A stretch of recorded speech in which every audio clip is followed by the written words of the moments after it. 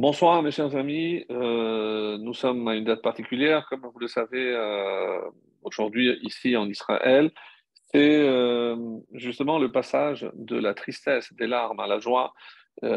Aujourd'hui, c'était la journée du souvenir, Yom HaZikaron, la mémoire de tous ceux qui sont tombés, ces soldats vaillants et tous ceux qui sont tombés pour défendre notre terre et surtout défendre tous ceux qui ont décidé d'y habiter. Et on leur doit vraiment un hommage exceptionnel, puisque pour la plupart des jeunes, et depuis que ce jeune État a commencé, on a dû malheureusement déplorer énormément de pertes. Donc, que ce shiur soit spécialement pour les Nishmatan et que Hachem les accueille en son sein, sous le trône divin, pour qu'on les retrouve à Techiyat HaMetim.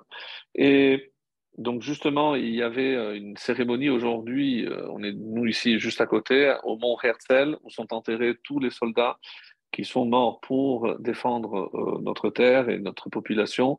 Et il y avait un discours très émouvant. Donc c'est pas encore du cours, mais c'est vraiment, je pense que c'est important de le dire, puisque en dehors d'Israël, on perçoit une partie de ce qui se passe ici en Israël. C'est vrai que l'ambiance n'est peut-être pas au beau fixe, qu'il y a des dissidences, qu'il y a des divergences d'opinion, il y a le maire de Tel Aviv qui ne fait que promettre qu'il gardera cette ville libre et libérale, laïque et libérale. Qu'est-ce que ça veut dire? En tout cas, il a interdit de faire des prières dans les rues s'il faut mettre une séparation entre les hommes et les femmes. Bon, il y a, et ça c'est la triste vérité ici en Israël, mais de notre côté, on a ce discours d'une femme du Parlement, j'ignore le nom, donc je ne peux pas vous le dire, mais qui a eu un discours extrêmement touchant où elle rend un hommage non seulement à tous les soldats religieux qui ont donné leur vie pour ce beau pays, mais elle rend aussi hommage à toute la tranche dite orthodoxe de ce peuple, et en utilisant des mots extrêmement forts, en précisant que tous ceux qui se consacrent à l'étude de la Torah défendent à leur manière notre terre, et que ce sont eux le Hamoud Ha'esh, que ce sont le pilier du feu, comme dans le désert, celui qui guidait. Et ben, c'est grâce à cette étude qui, par leur mérite, donc se déverse sur l'ensemble de la population en protection. Et elle a utilisé des mots très forts en disant que la véritable kippat Barzel, vous savez, le dôme de fer d'Israël, ce sont eux, ce sont ces gens qui se consacrent à l'étude. C'était vraiment très fort, un moment extrêmement puissant. Et c'est dommage que ce discours, par exemple, ne soit pas relayé beaucoup plus que les propos du maire de Tel Aviv.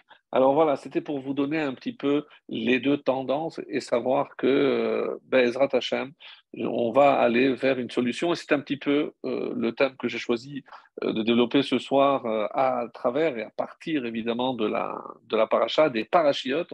On lira deux parachiotes, Acharemot et la paracha de Kedoshim aussi. Donc j'ai sélectionné un thème de Acharemot pour ne pas la laisser de côté.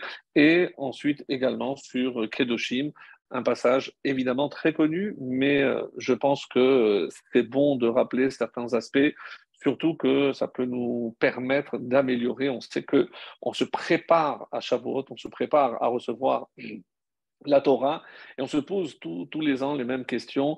Comment je peux mieux me préparer et mieux recevoir la Torah qui nous sera redonnée à Shavuot, donc dans quelques semaines encore. Alors, dans un premier temps, et pour reprendre le premier thème, celui de Acharemot, il y a, au sujet de ce qui est rapporté au début de cette paracha, donc une partie extrêmement curieuse et qui nous interpelle au plus haut point. Donc, pour rappel, de quoi va parler le début de Acharemot, vous l'aurez reconnu, on en parle souvent, c'est tout le cérémonial qui avait lieu le jour de Kippour. En effet, on commence à rappeler ce que le Kohen devait faire le jour de Kippour, et c'est la raison d'ailleurs pour laquelle le jour de Kippour, c'est ce passage qui a été choisi pour être lu en public, et l'après-midi de Kippour, c'est la deuxième partie dans Acharemot, toutes les relations interdites. Donc, vraiment, cette paracha est consacrée à cette journée exceptionnelle qu'est le jour de Kippour.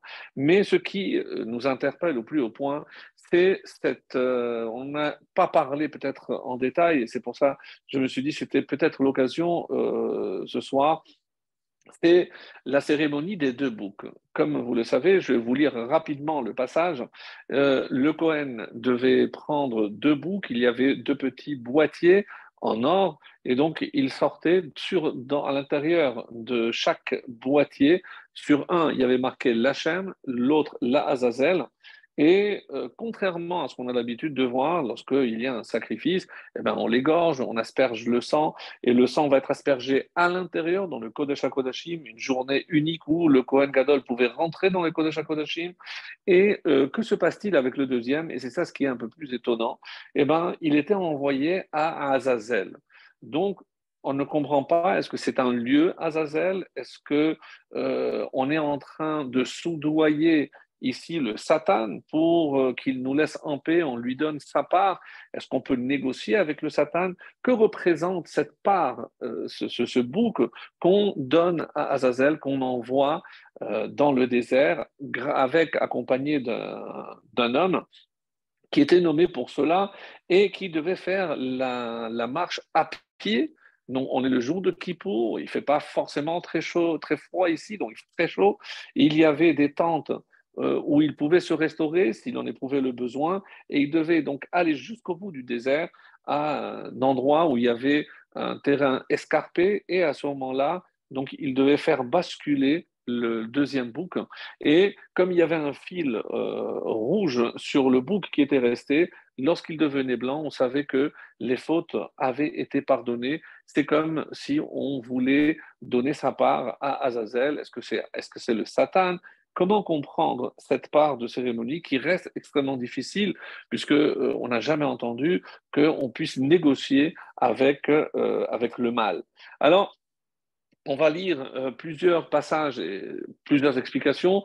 Un des premiers qui s'est penché sur cela, évidemment, c'est Maïmonide. Et à ce titre, vous savez que cette semaine, pour ceux qui ont l'habitude de faire une étude quotidienne de Rambam, donc on a terminé l'étude du Rambam et on le renouvelle.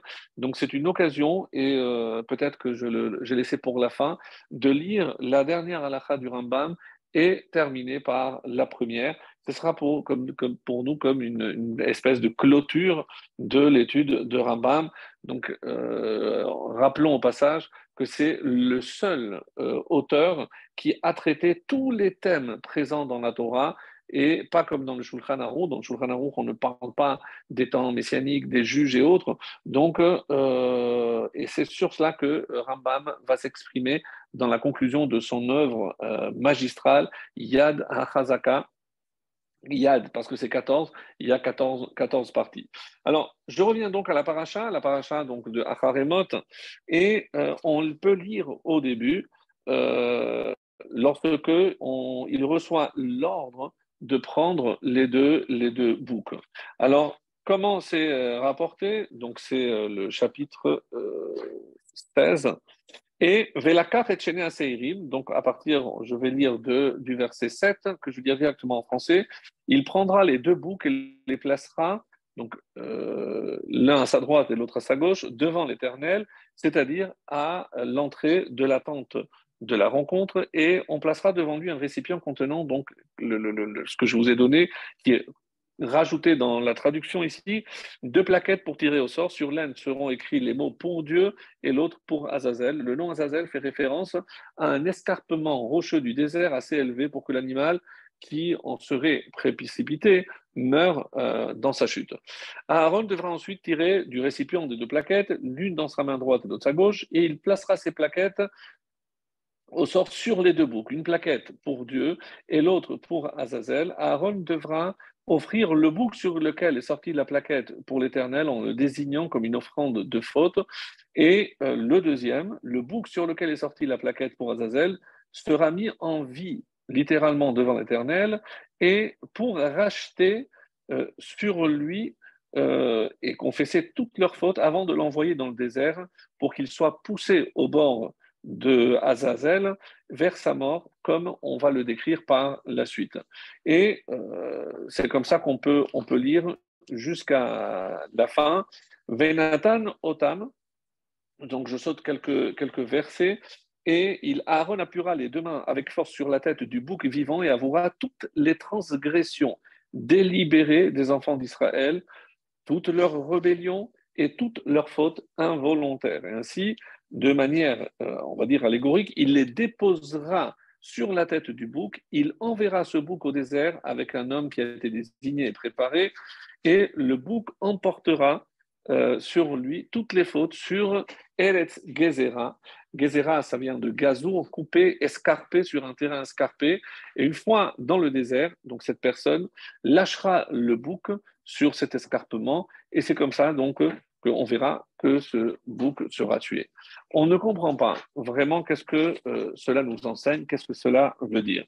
Alors, le Meshech Chochma nous dit, Meshech Chochma, donc un commentaire très connu, nous dit que dans le Midrash, il est rapporté, comme ça commence la paracha, qui ne peut pas rentrer quand il le veut,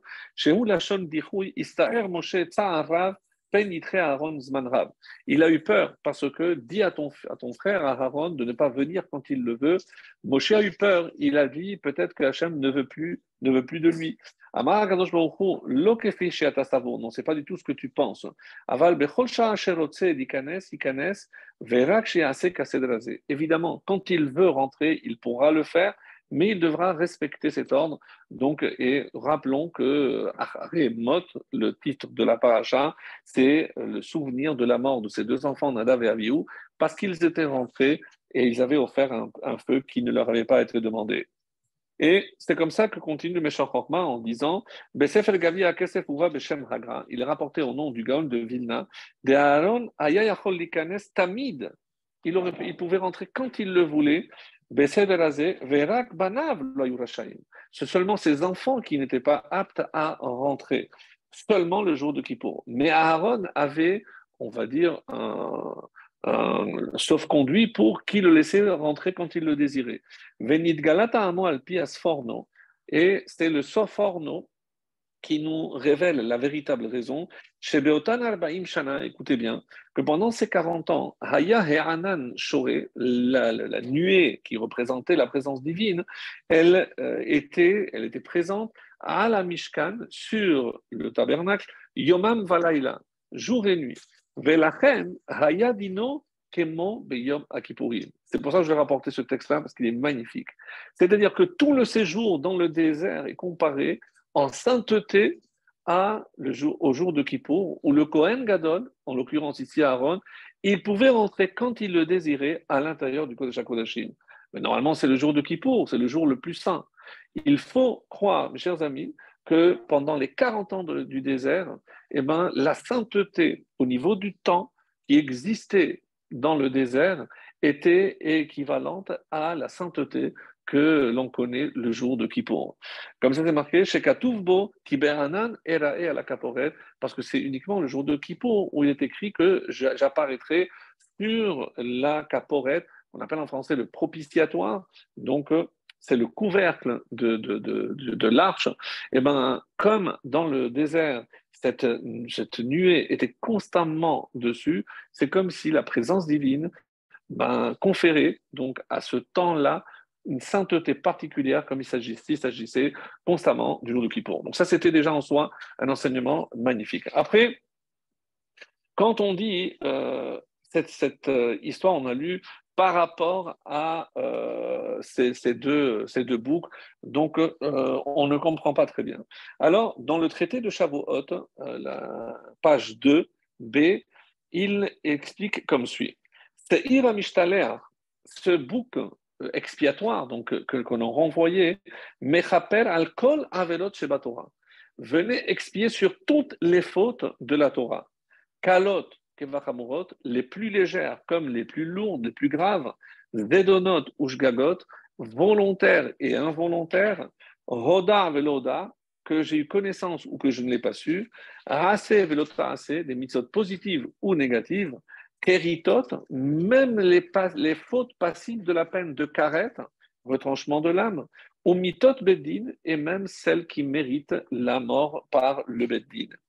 Donc, on ne peut pas imaginer, mes chers amis, la force de ce bouc qui pouvait prendre sur lui comme si quelque part on pouvait le charger des fautes les plus graves de tout Israël, comme si on les envoyait, on les renvoyait.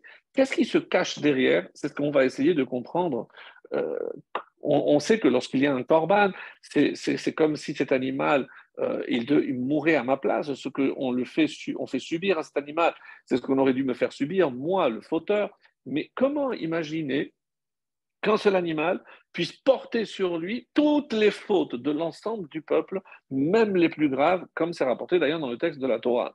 Dans le Masechet Yoma, à la page 67, Tana Debe Rabbi Ishmael, il enseigne à Azazel. D'où vient ce mot? D'où vient le mot Azazel? Et si on parle des fautes les plus graves, quelles sont-elles? Et évidemment, c'est un clin d'œil et surtout le lien, la juxtaposition avec la paracha de Kedoshim, puisque pour atteindre la sainteté, comme Rashi ne manquera pas de nous le faire, c'est Perushim. C'est tant qu'on se sépare et on se préserve des fautes liées à la débauche, donc d'ordre sexuel. Donc, à Azazel, d'où vient ce mot à Azazel? Dans Masechet Yoma, on nous dit Shemechaper al Maase Rosa ve Azael. Et c'est par rapport à ce qui est arrivé avec ces deux anges déchus, Béné Elohim, comme c'est rapporté dans le Sefer Bereshit, la paracha de Bereshit à la fin. Donc, Béné Elohim, les fils littéralement de Dieu, qui sont-ils? On nous dit que c'était ces deux anges déchus qui ont dit à Hachem, ben, regarde pourquoi tu as créé l'homme. Mais vous ne pouvez pas comprendre parce que vous êtes dans le ciel. Si vous étiez sur terre, vous auriez aussi fauté. Donc, laisse-nous descendre et on va te prouver que non. Et on dit que Uza et Azaël sont descendus sur terre et malheureusement, sont liés avec les femmes, ils ont connu la débauche et on dit que de ces unions sont nés les géants qui se trouvaient à l'époque, jusqu'à l'époque du déluge. Donc pour pallier et expier la faute de Uza et Azaël, donc on a contracté ces deux noms et ça a donné donc à Azazel. Et comme Rashi ne manque pas de le préciser dans le traité de Yoma, dans son commentaire, et que c'est quoi cette faute qui concerne Uza et Azaël, et on dit Al-Ha'arayot Mechaper. C'est pour expier toutes les fautes qui sont liées à la débauche sexuelle. Donc, c'est dire que la Torah considère au plus haut point comme quelque chose d'extrêmement grave. On comprend parfaitement dans la suite de cette paracha, on est un rappel ici de tout ce qu'on appelle les ervot ou les arayot, c'est toutes les relations interdites, puisque si je ne passe pas par les relations interdites, je ne peux pas atteindre la paracha suivante, qui est celle de Kedoshim, donc atteindre la sainteté. Donc, la sainteté, encore une fois, et il y avait un passage très intéressant que j'avais noté. Donc, c'est par rapport justement à la différence qui existe dans la Torah de ce qu'on attend de la relation. Donc, euh, pour ainsi dire, à travers le mariage, donc on peut parler de trois catégories dans la relation. Dans l'état, on va dire, de la nature. Donc vous savez, comme on dit souvent en philosophie, à l'état de nature, ce qui est inné, et culture, ce qui est acquis. Donc la culture qui s'acquiert, donc est-ce que ça va avoir forcément des implications sur mon comportement? Donc dans l'état de nature, l'homme qui va s'accoupler avec la femme, il est mu essentiellement par une pulsion physique, sans état d'âme, de manière ponctuelle, sans fidélité, ni vraie rencontre de l'autre. Qu'est-ce qu'on cherche? Uniquement l'assouvissement de son désir. C'est l'état brut. Ensuite, il y a, donc ça c'est l'état de la nature, il y a l'état de la culture, ce que j'ai dit, donc l'acquis. Donc on va essayer de dépasser cette impulsivité. Et deux personnes se rencontrent, donc elles se plaisent, et elles s'unissent pour vivre ensemble aussi longtemps que durera leur idylle. Et comment maintenir cette idylle, c'est une autre histoire. Et il y a donc, on va dire, une relative fidélité et une vie en commun, plus ou moins organisée. Ça, c'est au niveau de la culture, ce qu'on peut trouver autour de nous. Et vient la Torah, et même si je saute maintenant une étape, mais c'est important de le rappeler, dans ce qu'on va appeler l'état de sainteté. Donc il y a l'état de la nature, il y a l'état de la culture, l'inné, l'acquis, et maintenant, pour nous, le peuple juif, on dépasse ce stade et on va atteindre l'état de sainteté, de Kedoshim. Et comment on peut définir cette étape, cette nouvelle étape, c'est on souhaite aller au-delà de la simple rencontre amoureuse classique pour prendre en compte une dimension que seul le peuple juif peut évidemment faire descendre ici-bas, c'est la présence divine. C'est-à-dire que dans le couple et même dans l'union intime, je veux associer la présence divine. Pour cela, donc, il faut que l'union se réalise dans un cadre qui permette de maintenir à tout moment, on va dire, non seulement l'humanité des deux personnes ou leur dimension spirituelle, mais il faut rappeler aussi que la pulsion physique n'est ni détruite ni niée, elle s'exprime librement, mais dans un cadre permettant à chacun d'être respecté dans son être propre et de ne pas surtout, et c'est ça ce qui est grave, de ne pas devenir l'instrument de l'autre pour que l'autre puisse obtenir son plaisir et en respectant son espace de liberté. Voilà comment donc on peut parler de cet état de sainteté où on va dépasser justement, on va dire, l'impulsivité et le simple fait d'assouvir ses désirs. C'est comme ça que la Torah préconise soyez saints, parce que soyez séparés des unions interdites et du péché. Et c'est comme ça qu'on entend le mot kadosh, consécration. Donc, c'est le but qui est recherché comme c'est rapporté longuement dans la paracha de Kedoshim. Alors, je reviens à notre thème. Donc, comment comprendre maintenant pour revenir à ce bouc que j'ai envoyé dans le désert? Alors, qu'est-ce que cela veut dire en somme? Qu'est-ce qu'il représente? Alors, dans un premier temps, et j'avais dit que le Rambam, Maïmonide, s'est posé la question, et il apporte un éclairage à sa façon vraiment très originale dans son œuvre Moré Nevuchim, le guide des perplexes. Bon, je sais que c'est généralement traduit par guide des égarés, mais Navor, c'est quelqu'un qui est perplexe, donc quelqu'un qui est un peu perdu. Alors, et il dit comme ça, c'est au chapitre 3, le paragraphe 46. Mikevan sheseir amishtale arba lechapel al chataim. Puisque ce bouc qui est renvoyé vient pour expier sur toutes les fautes,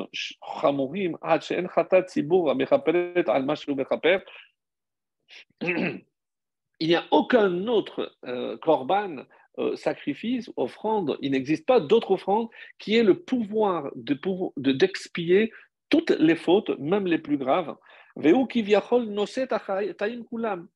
c'est comme si je chargeais ce bouc avec toutes ces fautes-là sur lui. Et c'est la raison pour laquelle donc, il ne subit pas le même sort que toutes les autres offrandes ou les autres sacrifices, où je dois prendre l'animal et le sacrifier, faire la shrita, soit je dois le brûler, je dois offrir certaines parties. Ici, non. Et là, marchikim auto tachlit arichuk, mais on l'éloigne le plus possible. Mashlichim auto, et on le jette. Le Eretz Gezerah, on a dit une terre escarpée, donc avec un abîme. Klomar, Gezura Mina Yeshuv. Comment il donne la définition? C'est-à-dire coupé de tout ce qui est peuplé, donc vraiment isolé. Kol ha'ma'asim ha'ele meshalim leshem.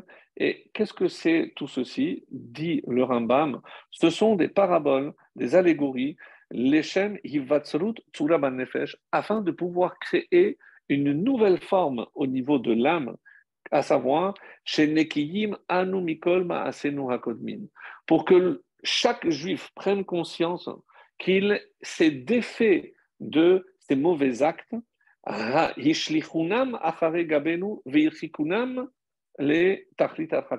qu'on les a éloignés. Qu'est-ce que cela veut dire concrètement? Ça veut dire que Rambam veut qu'on comprenne que ce n'est pas la faute qui nous définit. Je ne suis pas ce que je fais forcément. Vous allez me dire, oui, mais ce qui est important, c'est ce que je fais, oui. Mais ce n'est pas parce que j'ai fait une faute que je deviens un fauteur. Ce n'est pas parce que je me comporte mal comme un enfant. C'est parce qu'il fait une bêtise qu'il est bête. C'est parce qu'il fait une méchanceté qu'il devient méchant. Et ça, malheureusement, et c'est ça, tout le message à travers ce bouc, c'est être capable de jeter ce qui nous empêche d'avancer. Chacun a évidemment à l'intérieur des questionnements, quand je suis devant un feu rouge à 4 heures du matin, j'ai la petite voix me dit, mais personne ne te voit, pourquoi tu dois attendre 2 minutes de plus? Donc, c'est vrai, cette voix, mais qu'est-ce que je dois faire? Je ne discute pas avec toi. La loi, c'est la loi. Donc, je ne laisse pas rentrer. Il y a une histoire chassidique à ce propos. C'est quelqu'un qui était toujours animé de mauvaises pensées. Il n'arrivait pas à s'en défaire. Il est allé voir son rave. Il a dit, écoute, le seul qui peut t'aider, c'est voilà, c'est un rave, un chassid. Va, voyage chez lui. Tu verras, il te donnera la solution. Et il a voyagé, c'était en plein hiver, donc il a pris sa charrette, il est allé jusqu'au village, il a trouvé la maison de ce rave, il a vu de la lumière, il a entendu le bruit, il a toqué, personne n'est venu lui ouvrir. Donc il n'osait évidemment pas forcer la porte, il a commencé à taper plus fort, rien, il commençait à geler, il commençait à avoir très froid, il commençait à bouger, il essayait de se réchauffer comme il le pouvait, et au moment où il a commencé à taper, si vous ne m'ouvrez pas, je vais me congeler, je vais mourir. À ce moment-là, le rave lui ouvre et lui dit, voilà, j'espère que tu as eu ta réponse. Comment il a su ça? Et ne rentre que ce que nous, on décide de laisser entrer. Bon, c'est chassidique, bien entendu, mais c'est tellement fort, tellement puissant et tellement beau. Donc, s'il y a des mauvaises pensées qui rentrent, c'est parce que c'est moi qui tiens la porte, c'est moi qui tiens la clé, et c'est moi qui décide celui qui rentre et celui qui ne rentre pas. Et si par mégarde, il y a ces mauvaises idées ou ces mauvaises pensées qui sont rentrées, c'est moi le maître de maison, et comme je suis le maître de maison, c'est moi qui les jette. Donc, dans la vie, on peut avoir des doutes, on peut avoir justement des questions qui nous empêchent d'avancer. L'exemple type, évidemment, c'est Acher. Vous savez, Elisha Ben Abouya. Et j'ai entendu une explication magnifique à ce sujet, puisque Rabbi Meir est allé le voir, il voulait apprendre avec lui, c'était Shabbat, il est allé voir, c'était son ancien maître. Et pour bien marquer la différence, il a pris son cheval, il a commencé à marcher, et Rabbi Meir à côté le suivait, il discutait de Torah, parce que c'est resté un grand. Et à un moment donné, Elisha Ben Abouya s'arrête, lui dit, d'après les pas de mon cheval, je pense que tu es arrivé au Troum. Donc reviens. Qu'est-ce que c'est le Troum? C'est 2000 coudées, donc 2000 coudées, et c'était la limite où on ne peut pas dépasser le Shabbat. Et à ce moment-là, Rabbi Meir se sourit, il lève la tête, il lui dit, moi je suis prêt à revenir. Mais est-ce que toi, tu n'es pas prêt à revenir aussi? Son maître, fais tes chouvas, avec tout ce que tu sais, tu te comportes, pourquoi? Et il a dit cette phrase terrible. Il lui a dit, j'ai écouté une batte-colle qui venait du ciel. Et cette phrase, Shuvu banim shovavim, revenez tous mes fils rebelles, chutz me acher, sauf acher.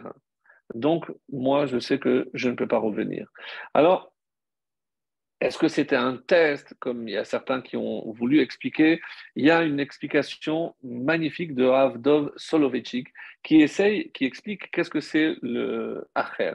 Shuvu banim. Donc, tant que nous, on se considère comme les fils de Dieu, ben, on peut revenir. Donc, même les plus graves, Yerovam ben Nevat, mes chers amis, Yerovam ben Nevat, descendant de Ephraïm, descendant de Yosef, à tel point que nos maîtres nous disent, je ne sais pas pour ceux qui s'en souviennent de ce cours, c'est que pourquoi les Shevatim, pourquoi les tribus ont voulu tuer Yosef? Parce qu'ils ont vu qu'allait descendre dans sa descendance, à travers Ephraïm, un fils plus que rebelle, c'est Yerovam ben Nevat. Et qu'est-ce qu'il allait faire? Il allait construire 2 autels et il allait empêcher tout le monde de descendre à Jérusalem pour les fêtes. Et il a fait fauter une quantité, c'est impressionnant. Donc il était non seulement fauteur, mais il a fait fauter aussi de Avodazara, donc le plus grave. Et malgré tout, Hachem lui a proposé de marcher dans le Gan Eden avec Ben Ishai, c'est-à-dire avec David. Donc, il lui a fait cette proposition, donc lui, plus grave que, c'est sûr que c'était beaucoup plus grave, et il lui a proposé de revenir. Ah, pourquoi il n'est pas revenu? la fameuse question mi baroche. Donc de là, on a prouvé que la véritable origine de la faute d'Elohim Ben Nevat, c'était son orgueil. Et moi, je veux bien marcher avec Ben Ishai, mais qui marche devant, lui ou moi? C'est lui. Lui, c'est la tribu de David. Donc, il a dit, c'est comme ça, je ne viens pas. L'orgueil, où est-ce que ça peut nous mener? Donc, c'est pour ça qu'ils ont voulu tuer Yosef, hein. Donc, comme on avait déjà expliqué. Alors, maintenant, pour Acher, on peut imaginer que Dieu ne va pas lui proposer. Et c'est pour ça que le Rav Soloveitchik donne une lecture magistrale de ce texte. Shuvu banim, donc même les plus rebelles, tant que vous considérez mes enfants, dit Dieu, vous pouvez revenir. Chutz, sauf qui ne peut revenir, Acher. Pas Acher, Elisha Ben Abouya. C'était ça son erreur. Son erreur, c'est qu'il s'était identifié au mal qu'il avait fait et il pensait qu'Acher, c'était vraiment son nom, le nom qu'on lui avait attribué parce que c'était un autre, c'était plus le même qu'avant. Mais Acher, dit le Rav Soloveitchik, qui ne peut pas revenir, celui qui se considère autre, celui qui ne se considère pas le fils de Dieu. Tant que moi je me considère son fils, donc moi je peux revenir et Hachem m'acceptera.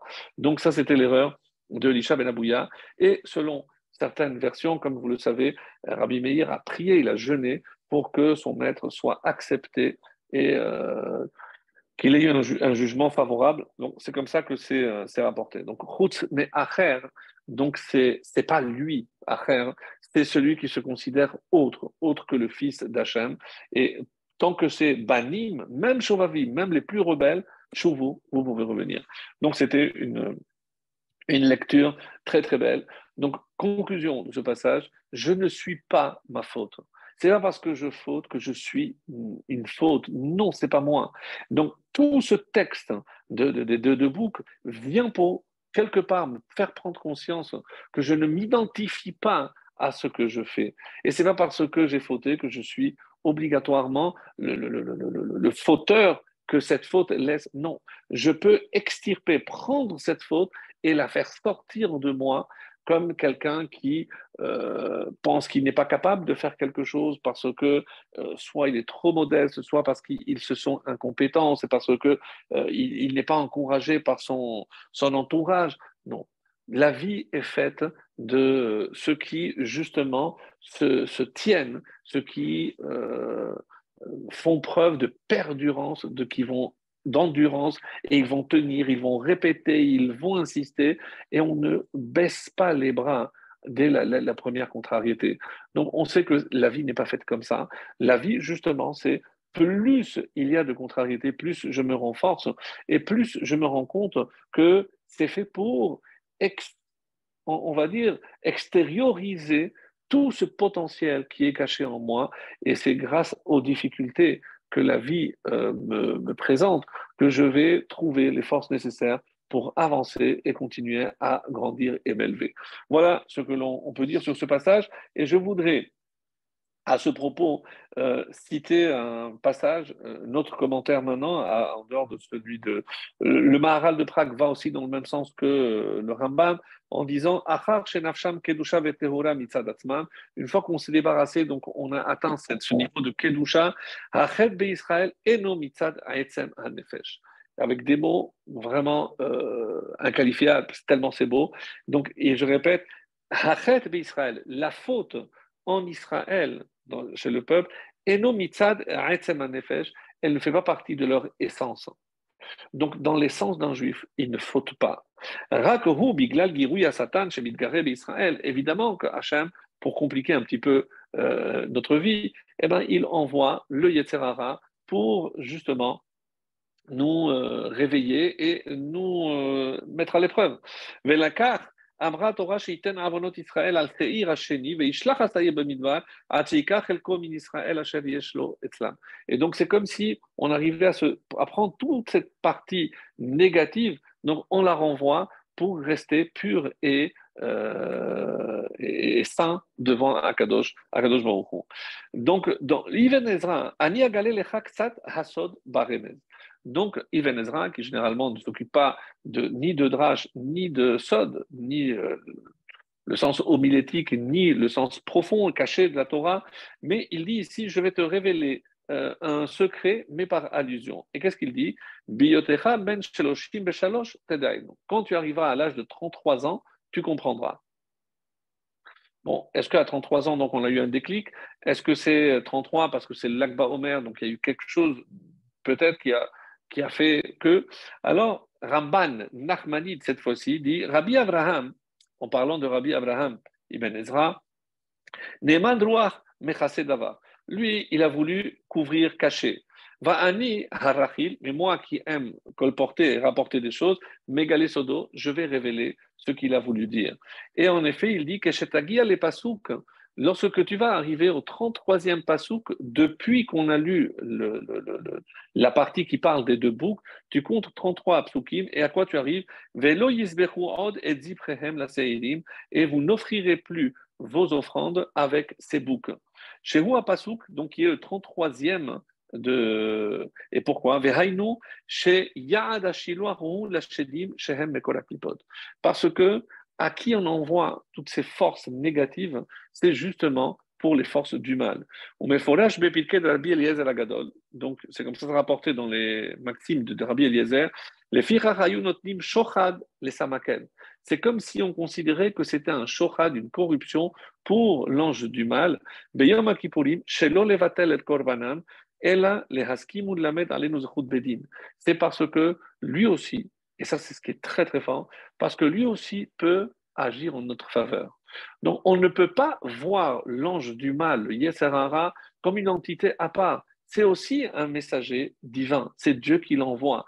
Donc plutôt qu'on va lui dire, nous aussi, tout ce mal, on te l'offre, donc prends pour toi, c'est-à-dire j'ai compris ton message, mais je n'en veux pas. Et c'est pour terminer sur ce passage, c'est comme ça que c'est rapporté aussi dans le Tremar Tzedek, dans Oratora, Hasaïr Hacheni, le deuxième bouc, refaire Hakatégor, le Sanégor. Il va transformer l'accusateur en défense, en avocat. Veze alderer tov ze yetzer tov. La Torah, lorsqu'elle dit tov, Dieu a créé le bien, c'est le yetzer tov.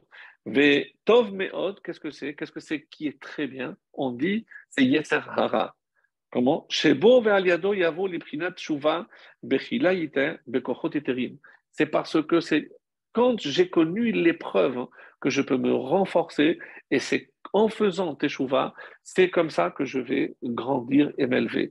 C'est-à-dire utiliser ce mal, cette faute, pour au contraire pas rentrer dans une dépression et m'éloigner de Dieu, mais au contraire trouver les forces de transformer, mais me transformer surtout moi. Et c'est comme ça que je termine avec ce passage, avec l'enseignement du rabbi qui nous dit Seir Amishtalea Poel Kapara, comme la Gemara l'a dit, donc ce Seir, l'expiatoire, ce bouc expiatoire, il sert pour Alkol Averot Shebatora, pour toutes les fautes, comme on l'a déjà dit.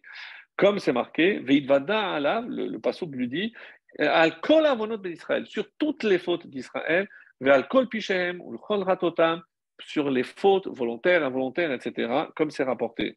Mashem ken yom kippourim, inyano lechaper al ha'adam. Le jour de Kippour vient expier l'homme. Que la shon pasuk ki bayom hazeh yechaper alechem letaer etchem mikol achdotechem. Donc, pour le purifier, il faut que je sorte de moi tout ce qui ne va pas, toute ma laideur, tout ce qui est mauvais en moi. Et grâce à cette extériorisation par le bouc, eh ben, c'est comme ça que je peux atteindre cette pureté et l'ifner Hachem, et je peux me présenter devant Hachem. C'est comme ça que on peut comprendre tout ce passage. Et maintenant, si vous me permettez, donc on va faire une transition pour la paracha de Kedoshim. Et dans la paracha de Kedoshim, donc on a déjà lu le début, vous serez saint car je serai saint, etc. Donc, mais il y a une particularité sur laquelle j'aimerais revenir dans la paracha et d'Acharemot et surtout Kedoshim. Dans la paracha d'Acharemot, on l'avait peut-être dit les années précédentes, je ne m'en souviens pas, il y a 28 commandements et la paracha de Kedoshim, 51. C'est-à-dire, à ces deux seuls parachiotes, il y a 79 mitzvot. Donc, on comprend puisque quelque part, c'est aussi une préparation pour Shavuot. Donc, il y a énormément de lois, comme on va le voir, tout le long de la paracha de Kedoshim. Alors, ce qui est un petit peu étonnant, et c'est ce que le Midrash va mettre en relief, donc, Daber el Kol Hadad ben Israël. Tu parleras à toute la communauté, toute l'assemblée des enfants d'Israël. Donc, pourquoi il a fallu un statut spécial? Daber el Ben Israël, parle aux enfants d'Israël. Pourquoi ici on met l'accent sur le fait que Kol Hadad, toute la communauté? Alors, Erachi va nous le dire. Qu'est-ce que c'est Et Kol Hadad Ben Israël? Et il dit, Melamed shenapazo behakehel, mipene sherov gufei Torah teluimba. Parce que la majorité des parties les plus importantes de la Torah se trouvent dans cette paracha. Donc, ce que vous allez entendre est tellement important qu'il faut que tout le monde soit là, comme les 10 commandements. Et c'est d'ailleurs ce que le Midrash ne va pas manquer de souligner, à savoir que il y a la paracha de Yitro, où on a aussi les 10 commandements. Dans Devarim, la paracha de Vaïtranan, on a aussi répété les 10 commandements. Mes amis, ici, d'après Rashi, il y a une troisième fois où on répète les 10 commandements, et c'est ce qui confère à cette paracha toute son importance. Pour comment je sais? Alors le Midrash, aussi bien un Midrash Rabbah que Tanhuma, avec quelques petites différences, nous disent le premier commandement, Anochi Hashem, qu'est-ce qui est marqué ici? Kedoshim, qui est Ani Hashem Elokechem. Je suis éternel ton Dieu, je suis éternel votre Dieu. Donc il y a un parallèle. Ensuite, Loïe, tu n'auras pas d'autre Dieu. Qu'est-ce qui est marqué ici? Eloke Masecha Lotasu, tu ne feras pas des dieux en fer. Altifnu Elim, et d'après l'autre Midrash, c'est que vous ne vous adresserez pas aux idoles. Lotissa, tu ne prononceras pas le nom. Lotishaveu bishmi bashaker, ne répétez pas de serment en vain. Zachor et Yom Shabbat, ve'et shabbatotai tishmoru. Ici, on nous parle aussi du Shabbat. Respecte ton père et ta mère. Qu'est-ce qui est marqué ici? Un homme, son père et sa mère, ou sa mère et son père, il devra craindre. Lotirtsa, tu ne commettras pas de meurtre. Lotahamod al damecha, tu ne te tiendras pas responsable de la mort de ton prochain. Lotin af, pas d'adultère, c'est marqué ici, motumat anoef et anoefet, et l'homme adultère et la femme mourront.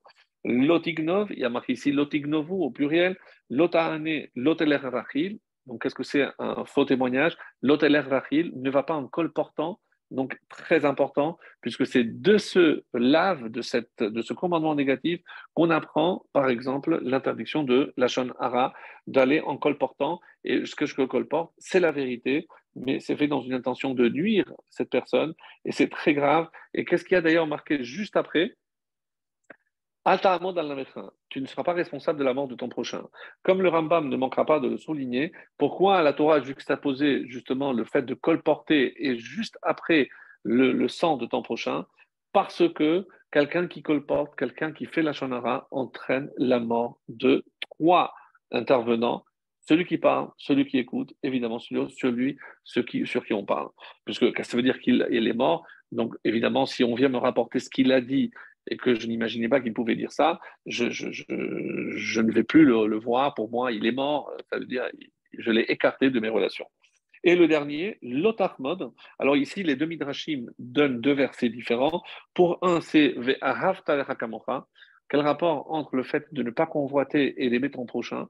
Parce que si j'aime mon prochain, je respecte ce qu'il a, et c'est ce qu'il a, c'est ce que Dieu lui a donné, et je suis content pour lui, eh ben, je ne vais pas envier ni convoiter ce qui n'est pas à moi, parce que c'est à lui que ça revient. Et l'otahashok velotikzol, c'est ici donc dans un autre contexte, c'est un peu plus loin, c'est l'otixol, c'est envier pour voler, c'est tromper pour voler, donc ça rentre un petit peu dans la même catégorie.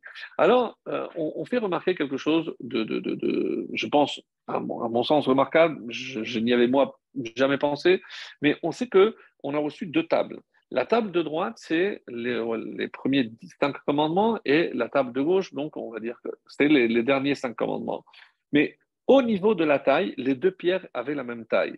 Mais il y a un problème de taille, c'est le cas de le dire, c'est que si je compte le nombre de lettres dans les 5 premiers, il y a 533 lettres. Et dans les deuxièmes, l'eau tirza. L'eau, on voit bien tout de suite qu'il y a beaucoup moins. Combien en tout? 87. Alors, Comment j'ai deux pierres de même taille? Ici, j'ai 533 lettres et ici 87 lettres. Total 620, comme le mot Keter. Comment? Alors, les Chachamim, plusieurs essayent, se penchent sur cette question et ils arrivent à une conclusion hallucinante. C'est-à-dire que forcément, pour que ça rentre, il faut que ça soit écrit plus petit. Et pour compenser ici les 87 lettres, donc ce sont des lettres beaucoup plus grandes. Qu'est-ce que cela veut dire et comment je peux interpréter que les commandements à l'égard de mon prochain prennent beaucoup plus de place, pas en mots, mais en taille, parce que finalement, les lettres étaient beaucoup plus grandes. Et c'est comme ça, par exemple, le Roche, Rabbeinu Asher, sur Masechet PA, nous dit que les mitzvot ben Adam lachavero, entre l'homme et son prochain, sont supérieurs, sont plus graves aux yeux de Dieu. Et c'est pour que Hachem Yoter Chafetz be mitzvot, et pour nous prouver que Hachem désire plus que l'homme s'occupe des mitzvot vis-à-vis de son prochain, il a fait en sorte que dans les 10 commandements, eh ben, les lettres soient plus grandes. Parce que pour moi, c'est plus important la relation que vous allez maintenir avec votre prochain. Par exemple, on sait que l'oticum velotitor, tu ne te vengeras pas et tu ne garderas pas rancune. Alors tout le monde connaît l'exemple classique. J'ai demandé à mon voisin, il a dit j'ai pas, alors que j'ai entendu la visseuse, il me dit qu'il n'a pas. Bon, et 2 jours après, il vient me demander mon tournevis et je lui donne. Je lui dis c'est pas parce que tu m'as pas donné que je te donne pas. Donc donner, c'est déjà, je ne me venge pas parce que moi je lui donne même s'il n'est pas donné. Mais garder rancune, c'est que j'ai gardé quelque chose. La Torah exige un niveau exceptionnel où je lui dis avec plaisir, tiens mon tournevis, sans rappeler, sans garder rancune. Alors vous allez me dire, comment on arrive à cela? C'est vrai que ça a l'air surhumain, que c'est logique et plus humain d'avoir une relation, mais la Torah, elle me le demande. Donc, quelle est la différence entre les commandements vis-à-vis de Dieu, vis-à-vis de l'homme. Et pourquoi il est plus facile, oui, oui, je pèse mes mots, il est plus facile d'accomplir, de se montrer un peu plus strict dans les commandements qui munissent à Dieu, parce que Dieu m'a dit de prendre des boîtiers noirs. Je ne peux pas les faire bleus, même si j'aime pas le noir. Ils doivent être carrés. Je ne pose pas de question pourquoi je vais le faire rond. Donc, ce que Dieu me demande, je n'ai pas mon avis à donner. Pourquoi? Parce que c'est comme ça, surtout ce qui relève du chok. Les médphilines sont noirs, sont carrés, c'est comme ça. On m'a dit le Shabbat, ça tu peux pas. Ben d'accord, j'aurais eu peut-être mon avis, mais on ne me l'a pas demandé.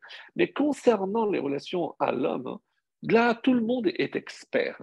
Et comme c'est un ressenti personnel, donc je peux me donner la liberté de commenter et de faire les choses de manière subjective. Donc, quand Dieu m'interdit de ne pas parler, oui, mais comme dit l'Agmara, Rubam be'avak lashonara, la majorité des hommes sur Terre, peut-être qu'ils font pas de lashonara, mais ils font avak. Avak, c'est de la poussière. Même si je n'ai pas dit des propos négatifs contre quelqu'un, mais je peux me débrouiller pour faire comprendre ce que je pense avec une expression du visage. Je dis, j'ai des façons de dire, ça c'est Avak Lachonara, donc c'est pas du vrai Lachonara. Et c'est pour ça, on avait déjà parlé la semaine dernière de la gravité que ça peut entraîner, donc on ne revient pas dessus. Alors, le Rav Kotler, donc un Aharon, donc un des rabbinim de ce dernier siècle, il fait remarquer quelque chose d'extrêmement étonnant. Donc, à savoir, écoutez bien, parce que c'est sûr que ça nous interpelle et je pense que ça va vraiment, vraiment nous permettre de voir les choses autrement. Écoutez bien. Alors, il dit, qu'est-ce que la Torah demande? Pourquoi tu aimeras ton prochain comme toi-même? Qu'est-ce que tous ces commandements, à quoi ils visent? Et il dit comme ça, il définit, Yishtatfut betzar chavero o shel hatzibur. Pourquoi comment je fais eh ben, lorsque quelqu'un souffre, je souffre avec lui. Lorsqu'il y a une collectivité qui souffre, je souffre avec cette collectivité. Et vous vous rendrez compte que même ceux qui se prétendent non pratiquants, éloignés de tout, mais lorsqu'il y a un juif qui est touché dans le monde, ils ressentent cette douleur. Donc, au fond d'eux, il y a toujours quelque chose, et c'est ça ce que le Rav Kotler ici dit quelque chose de formidable. Et pourquoi, c'est quoi cette mitzvah de sentir? Et c'est ça. Il dit ça, ça relève de Ve'ahav l'Hakamocha. Tu aimeras ton prochain comme toi-même. Parce que de la même façon que ça t'a touché, eh ben, même si tu ne le connais pas, tu n'as jamais entendu parler, c'est dans un autre pays, mais qu'est-ce que j'ai à souffrir moi? Eh ben, justement, c'est comme ça que je peux dire que je souffre avec l'autre. C'est Ve'ata l'Hakamocha. Et comme Otot Avon, Ve Otot Idbak. Qu'est-ce que je dois faire aussi? C'est comme ça que je peux m'attacher à Dieu, au Avot. Comment je sers Dieu et m'attache à lui à travers tu aimeras ton prochain comme toi-même. Et comment j'exprime cet amour du prochain? Eh bien, parce que je partage sa peine, je partage sa douleur, je partage sa souffrance. Et c'est comme on va le voir, nosé ol imchavero. C'est porter le fardeau avec son prochain. Vous savez que on va lire dans le Pirkei Avot, et c'est la dernière semaine, juste avant Shavuot, on dit qu'il y a 48 étapes pour acquérir la Torah. Donc elles sont toutes explicitées dans la Mishnah, dans le 6e chapitre, vous pouvez les voir, c'est 48 étapes. Alors c'est curieux parce que nous aussi, on se prépare avec 49 étapes. Et c'est le Maharal qui dit, et c'est aussi le sabbat de Kelem qui dit, à quoi ça correspond? Ça correspond aux 49 jours du Homer. Donc oui, mais je dis qu'il y a 48 étapes. Alors pourquoi il y a 49? Parce que im em kemar en Torah. S'il n'y a pas de pain, il n'y a pas de Torah. Donc avant la Torah, c'est quoi la première étape, ou le premier jour des 49? C'est l'évakesh à la parnassa. C'est demander la parnassa. Donc, le premier jour, ça concerne la Parnassa, et ensuite, c'est la Torah. Parce que sans la Parnassa, il n'y a pas la Torah. Et dans ces 48 façons d'acquisition de la Torah, il y en a un qui s'appelle Nosé Ol Imchavero. Nosé Ol Imchavero, c'est qu'il porte le fardeau avec son prochain. Qu'est-ce que ça veut dire? Et qu'est-ce que ça représente? Et surtout, lorsque je regarde toutes les autres acquisitions, elles sont toutes liées. Et savoir écouter, etc., vous pouvez les lire. Mais qu'est-ce que ça change que si je porte le fardeau avec mon prochain, qu'est-ce que ça va changer dans la Torah? Comment je me prépare à recevoir la Torah? Ça ne veut rien dire. Donc on a du mal à comprendre. Et avec les exemples que je vais donner, ça va encore plus compliqué. Pourquoi? Parce que on dit que c'est rapporté dans Shemot et c'est aussi dans la paracha de Nassau, on nous parle des Nessiim, les princes. Et qui sont ces hommes qui ont été nommés comme princes? Et on nous révèle que c'est El Shekiblu Makot Benitzpan. Oui, c'est précisément ceux qui avaient reçu les coups. Vous savez, comme ça c'est rapporté aussi dans le livre de Shemot, que qu'est-ce qui se passait? Ils devaient fabriquer, ils avaient un quota pour fabriquer un nombre lévadim, de briques. Et comme d'ailleurs c'est marqué, au moment où Moshe est monté, il a vu que Hachem, il a vu l'ivnat à saphir, il a vu une brique en saphir. Et d'après certains commentaires, c'est pour montrer que Hachem n'a pas oublié la souffrance du peuple juif, hein, et que justement, cette brique rappelle les briques que les enfants d'Israël étaient contraints de construire en Égypte. Alors, quand il devait fabriquer, par exemple, 1000 briques par jour, et à la fin de la journée, il n'avait que 800, 850. Donc, il devait battre, parce qu'il n'avait pas atteint le quota, qui était battu? Pas les enfants d'Israël, pas les esclaves, mais les contremaîtres. C'était qui les contremaîtres? C'était des juifs. Et c'était eux qui portaient justement les coups à la place des autres. C'est précisément ceux-là qui ont reçu des coups qui vont être nommés nassis. Alors, je veux bien, parce qu'ils ont mérité par les coups endurés, et ils ont mérité maintenant le poste de notoriété qu'ils ont. Mais on va plus loin, et on nous dit que, dans Shemot ici, que comment, quand on a parlé des 70 anciens que Moshe a dû choisir, comment il a choisi ces 70 anciens qui constituera, comme on le sait, le début du Sanhedrin, et comment se sont constitués ces 70? Eh bien, on a choisi ceux qui avaient reçu des coups. Donc, soit comme une version qui dit que c'était les Nessim, les princes, soit ceux qui étaient les membres du Sanhedrin. La question est plus qu'évidente. Mais en quoi, qui pouvait faire partie du Sanhedrin, mes chers amis? C'était les plus grands sages de leur génération. C'était ceux qui avaient acquis un niveau de connaissance incroyable.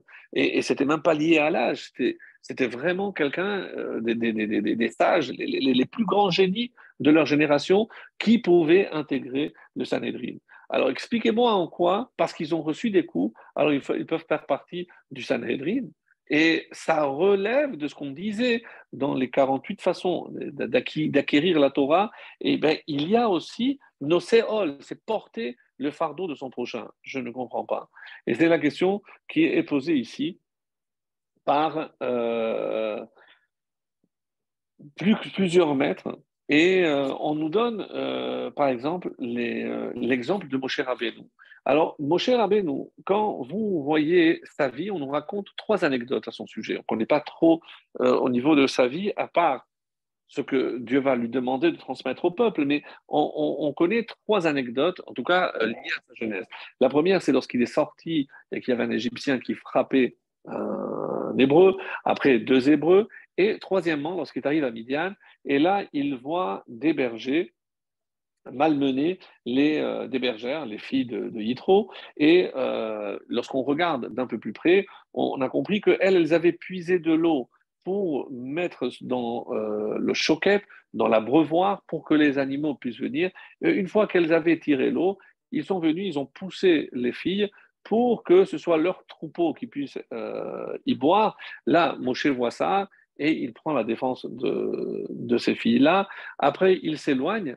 Qu'est-ce qu'ils font? Ils prennent les filles et les jettent dans le puits. Moshe est obligé de venir pour les sauver. Vegam dalo dala là, nous. Donc, il nous a puisés nous-mêmes parce qu'on a jeté. Ensuite, quand elles ont été sorties, eh ben, ils ont voulu les frapper. Et là aussi, donc, Moshe intervient trois fois à ce propos-là. Alors, tout ce qui touche Moshe, eh ben, tourne autour des coups. C'est les coups des uns des autres. Qu'est-ce que ça prouve? Qu'est-ce qu'on veut dire par là? Et alors, euh, tout ce que Moshe dit, c'est justement à travers des coups. Et c'est ça ce qu'on ne comprend pas. Alors, pourquoi trois? Les Chachamim disent parce que trois, c'est chazaka. Donc, c'est quelque chose qui est déjà une présomption. Donc, c'est lorsque elle a lieu trois fois. Et le plus étonnant, c'est le troisième, puisque tant qu'il y a un hébreu qui est mêlé, je comprends. Mais pourquoi au niveau des goyim? Alors, surtout que lorsque j'arrive dans un nouvel endroit, je vais bien me faire voir, je ne vais pas me mettre à dos tous les bergers pour défendre des filles que je ne connais même pas, etc. Donc, qu'est-ce que Moshe Rabbeinu a fait? On dit que c'était un test de la part d'Hachem. Est-ce qu'il va toujours rechercher la justice, même au détriment de son intérêt à lui, comme ça va être aussi le cas de David Hammeler avec le troupeau. Et donc, il y a plusieurs exemples aussi. Donc, on dit que David Hammeler, c'est pas connu, mais c'est comme ça que c'est rapporté. Il avait partagé son troupeau en trois parties. Le matin, il prenait les jeunes animaux pour aller, puisqu'ils avaient les dents un peu faibles. En plus, l'après-midi, c'était les bêtes les plus vieilles, donc il y avait les dents encore un peu plus abîmées. Et le soir, il prenait les adultes, donc il y avait les dents dures. Donc, en fonction de la dentition, pour ne pas que ces bêtes aient besoin de faire des efforts supplémentaires. Donc, quand Hachem il a vu que quelqu'un était capable de se préoccuper de la façon de mâcher de chaque animal en fonction de son âge et de sa dentition, il s'est dit, lui, il peut être le berger de mon troupeau. Comme Moshe, lorsqu'il a poursuivi aussi cette petite brebis qui s'était égarée, il n'avait pas compris qu'elle avait soif et il l'a portée sur son dos. Donc, on va voir ici que la grandeur de David, c'est d'être capable de prier pour ses ennemis lorsqu'il apprenait que ses ennemis étaient malades. Donc, c'est un niveau exceptionnel. Si Moshe nous a légué la Torah, et c'est ce qui est dit ici, mes amis, qu'est-ce qu'on veut dire et pourquoi? Parce que, qu'est-ce que la Torah va dire de Moshe? uniquement sa anava, c'est l'humilité. Quelqu'un qui est capable de partager avec l'autre, quelqu'un qui ne convoite pas, quelqu'un qui ne va évidemment pas faire de la shonara, mais au contraire, il va sentir de l'empathie pour l'autre. C'est quelqu'un qui a une prédisposition à la Torah. Rappelez-vous que la Torah est comparée à l'eau parce qu'elle va vers le niveau le plus bas, mais quelle est l'allusion? C'est que si moi je ne fais pas preuve d'humilité, eh ben je ne peux pas recevoir la Torah. Et quel est le plus grand signe d'humilité? Pourquoi de tout ce qu'on aurait pu dire sur Moshe, tout ce qu'on a retenu, c'est l'humilité de Moshe. Il était l'homme le plus humble. Qu'est-ce que cela veut dire? Eh bien, on comprend. Parce que c'est grâce à cette humilité qu'il a pu lui recevoir Moshe Kibel, mi-Sinaï. Il a retenu. Pourquoi Sinaï? Pourquoi Hachem n'a pas pris l'Everest? Non. Parce qu'il faut une petite montagne. Oui, pas un creux, parce qu'on est conscient de la grandeur de la Torah, il ne faut pas la minimiser. Et c'est comme ça que si Moshe nous a donné la Torah, qu'est-ce que David nous a donné? Les Tehillim. Qu'est-ce qui est dit? Celui qui lit les Tehillim, c'est comme s'il s'occupait des parties les plus complexes de la Torah, qui est Negaim et Aholot, des parties qui touchent la pureté rituelle, donc des parties assez complexes. Ça, c'est la grandeur. Contre quoi qu'est-ce qu'on fait quand on arrive à dominer et à se comporter de telle manière? C'est l'énochiyut, c'est-à-dire l'égoïsme, l'orgueil. Si j'arrive à baisser mon orgueil, donc pourquoi je vais parler du mal de quelqu'un? Parce que je me considère supérieur, je porte un jugement. Mais qui es-tu? Mais qui es-tu? Comment tu peux te permettre de? Donc, ici, mes chers amis, l'exemple qui nous est donné, c'est que ceux qui étaient capables de prendre les coups pour les autres, ils ont mérité de faire partie du Sanhédrin et étaient à la tête du peuple juif. C'est que tant qu'on n'a pas compris cette leçon, on n'est pas ici pour se servir du peuple, mais pour servir le peuple. Donc un vrai dirigeant comme Moshe, et le plus grand qu'on ait jamais eu, eh ben, c'est la preuve que cette empathie, on dit que Moshe représentait tout le peuple, parce que tout le peuple se reconnaissait en Moshe. Et ça, c'est ça la grandeur. Alors, il y en a qui disent qu'est-ce que c'est Arzar en hébreu? Arzar, c'est quelqu'un qui est cruel. Mais ça s'écrit avec kaf. Mais les Chachamim font un jeu de mots, c'est Arzar. Quand est-ce que je suis cruel? C'est que, lorsque mon frère, Zar, il est étranger pour moi. Donc, un peu comme on a dit tout à l'heure. Donc, tant que je n'ai pas compris que mon frère ne peut pas être étranger avec moi, et ça, c'est toute l'erreur, puisqu'on est en plein dans cette période où malheureusement on a manqué de discernement par rapport aux 24 000 élèves de Rabbi Akiva, mais les Rachamim posent la question, entre autres, Abu Dharam et Or Yecheskel nous disent aussi beaucoup d'enseignements très très beaux à partir de là pour illustrer toute cette période où malheureusement on est en train de réparer, de réparer cette faute. Comment? Eh bien, justement, on nous dit qu'ils n'ont pas respecté les uns les autres. On avait déjà lu la semaine dernière que c'était par rapport à la Shonara, mais il y a une autre idée. On sait très bien que le kavod est quelque chose de néfaste, parce que le kavod, c'est la recherche des honneurs, parce que c'est l'orgueil. Alors, on sait par exemple que Rabbi Akiva n'aimait pas, il ne voulait pas du kavod au Talmidei Chachamim, mais parce que c'est un poison, et que si je donne du kavod à quelqu'un, eh ben, c'est comme si je donnais du poison. Ça, c'était l'erreur. Pourquoi, lorsque 24 000 sont morts, mais avant même d'arriver à cela, quoi, on n'a pas pris la leçon qu'il a fallu que 24 000, et l'Akba Omer, on fait une fête. Pourquoi? Parce que l'épidémie s'est arrêtée. Mais enfin, mais 24 000 sont morts. Donc, s'il y avait la moitié qui était sauvée, je comprends que je fasse une fête pour les survivants. Et ne me dites pas, oui, mais c'est parce que c'est les 5. Il y en a qui disent que les 5, c'était les survivants. Non, la Gemara dit qu'il a choisi d'autres 5.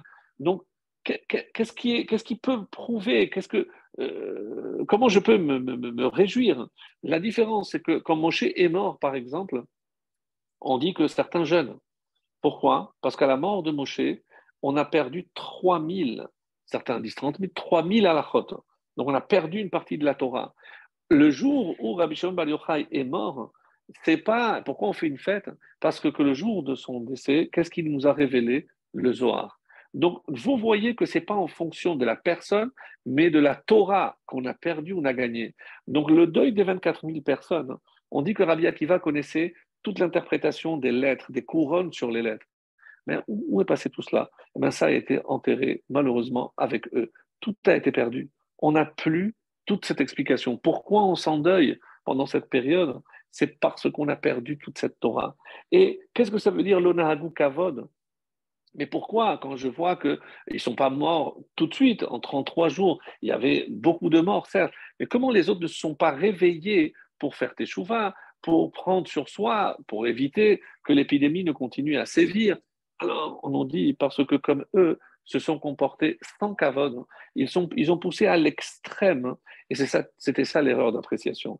C'est que moi, je dois fuir le kavod, mais je ne dois pas faire la même chose avec l'autre. Si moi je suis végétarien, mais que je reçois quelqu'un je l'invite, je ne vais pas lui donner des nouilles ou des. Non, je veux bien le recevoir, alors je lui donne ce que lui aime.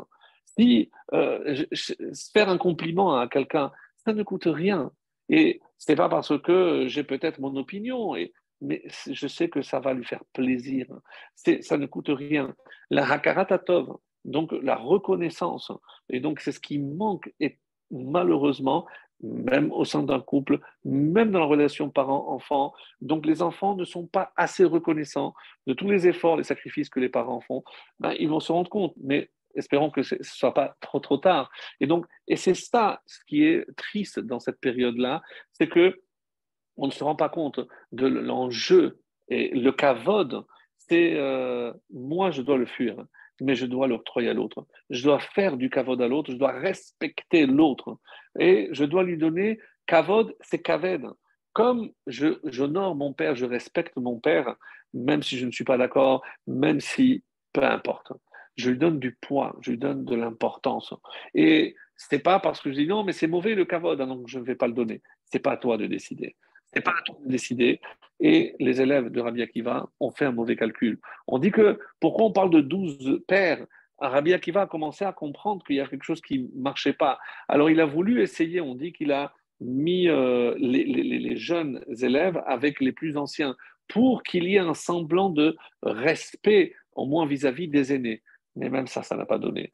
Malheureusement, on a tout perdu.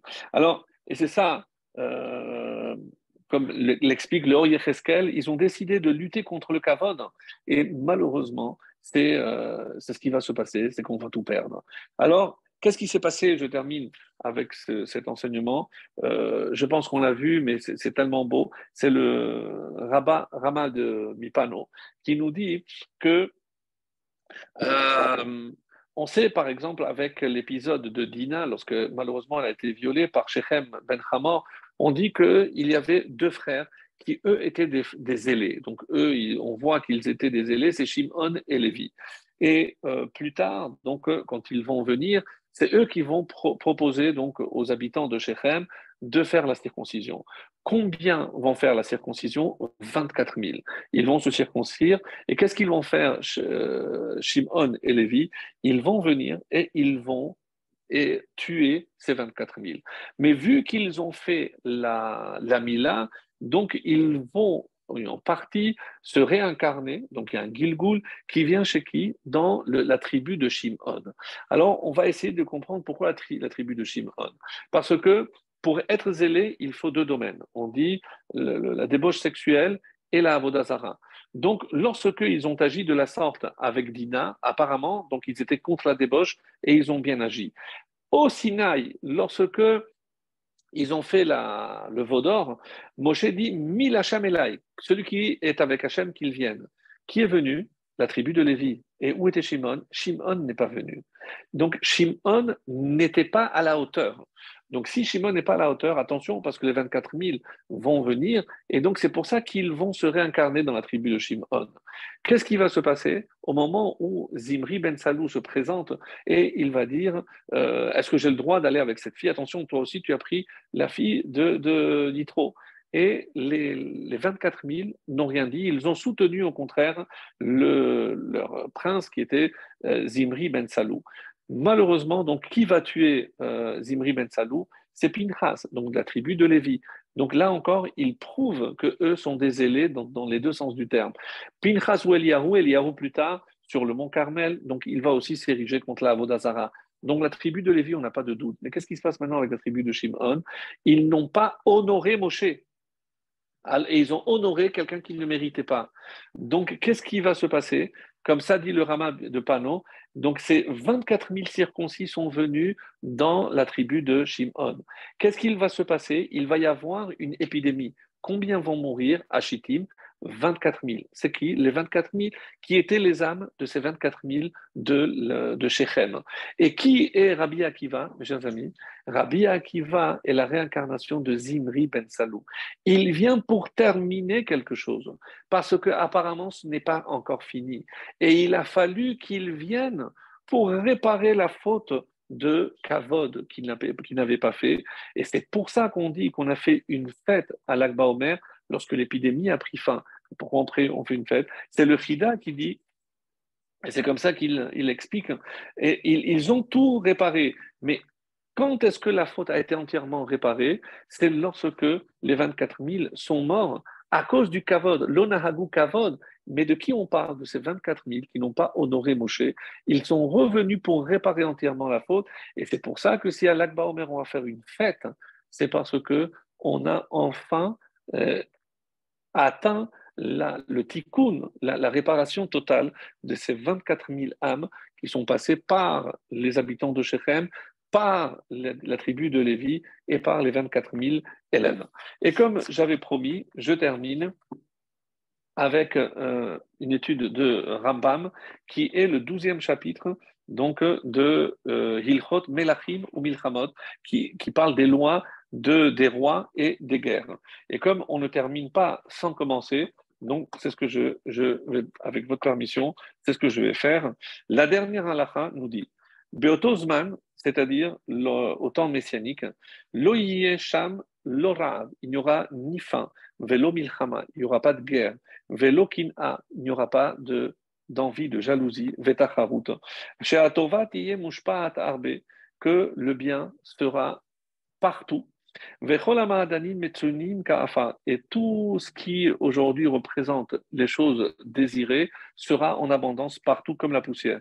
Velo yesek kol ha'olam ela leda'at et Hashem. Et de quoi va s'occuper le monde? De connaître la vérité d'Hachem. Bilvad. Ulficha, et c'est pour ça,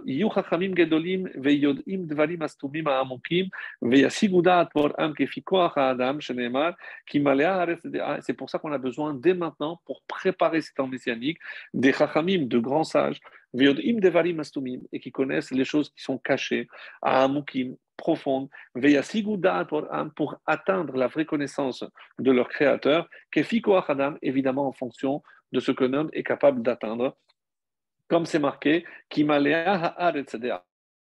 parce que la terre se remplira de la connaissance d'Hachem, comme l'eau qui recouvre la mer. Et on termine et on commence tout de suite par quoi commence par les lettres d'Hachem, Yud Kevavke, Yesod Yesodot ve'amud hachokmot. Donc la base de toutes les bases et le pilier de toutes les sagesses.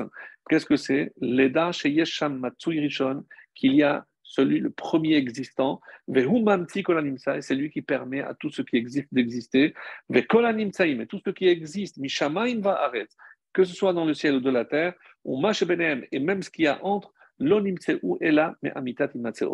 proviennent que de la réalité, de la vérité de son existence à Hachem.